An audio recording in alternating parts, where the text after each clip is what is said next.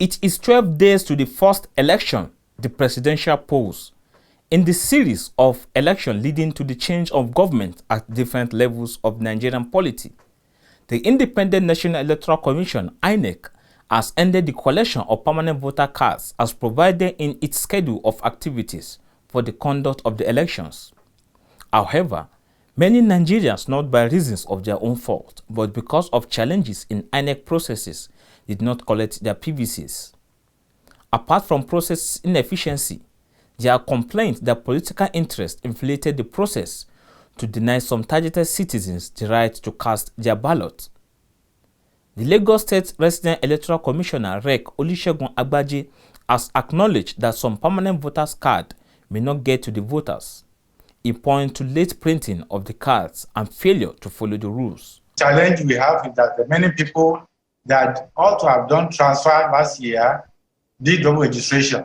And by the Commission's guidelines, anybody with double registration cannot get another PVC because it's assumed that it's already having one PVC. The only area we have majority of people in that category is Oshodi, particularly at Okota in Oshodi, local government area. Some of the affected citizens reason differently. Look at the number of people here. Some have been coming here for the past 2 weeks from the ward level. They told them that they should come is at the local government level. This is also the sort of local government secretariat where this mammoth crowd is here crying for their PVCs. It's not, they will come to the social media, they will come to the media, they will tell them that people don't want to go and collect their PVCs. This is a crowd of people waiting to collect their PVCs and they don't want to use their PVCs again. Please, federal government should do something. INEC chairman, do something. Last week, the chairman of Independent National Electoral Commission, INEC, Professor Mahmood Yakubu, has expressed fear that the current unavailability of premium motor spirit may affect the movement of the Commission's sensitive and non-sensitive electoral materials to their various offices across the Federation, logistics for staff, and transportation of security personnel if the issue of fuel scarcity is not resolved. The truth is that our arrangements may be negatively affected by the non-availability of products. Election is the largest deployment a nation periodically undertakes, and mobilization of vehicles for election is a large and complex exercise. President Muhammadu Buhari has, however, pledged that nothing will change the scheduled elections. As a 78th anger, there will be a new face at this podium speaking for Nigeria. Ours is a vast country, strengthened by its diversity and its common values of hard work, enduring faith, and a sense of community. We have invested heavily to strengthen our framework for free and fair elections. 3 state governments, Kaduna, Kogi, and Zamfara, has dragged the federal government to court over the alleged hardship their people are going through over the currency swap of the old Naira notes for the newly designed ones. The Supreme Court on Wednesday ordered the CBN not to put an end to the use of old Naira notes on 10th February as earlier announced. A 7-member panel of the court led by John Okoro gave the order of the interim injunction amid acute scarcity of the newly redesigned 200, 500 and 1,000 Naira currency notes. Hours after the Supreme Court judgment, a coalition of civil society addressed the press and later converged on the CBN headquarters, demanding that the Apex Bank should not extend the deadline any further. According to them, corrupt politicians are trying to get an extension to undermine the election. What and where are all these signs leading to? Jihar Kaduna duk mai tsohon kuɗi ya je sayayya, ku gaya ma kowane ɗan kasuwa ya karɓi tsohon kuɗi Nasiru ya Rufai da Uba Sani da Asiwaju Bola Ahmed Tinubu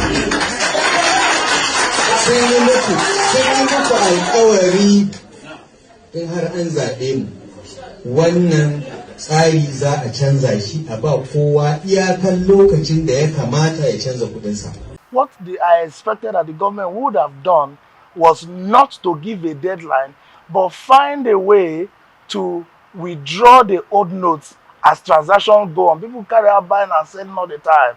So you make sure that you tell banks that, okay, If people bring old notes, make sure that if you're to pay, you're paying now with new notes. In that way, you can take off all the old notes from the market without causing any form of chaos at all. It is the final resolution of the civil society that the February 10 deadline already set by the Apex Bank is irrevocable and irreversible.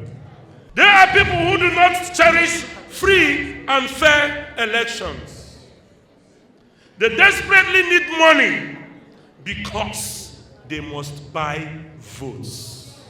To compound the situation and further make the 2023 elections rather shaky, 13 out of the 18 political parties in Nigeria have threatened to withdraw from the polls over the Naira redesign policy of the Central Bank of Nigeria, CBN.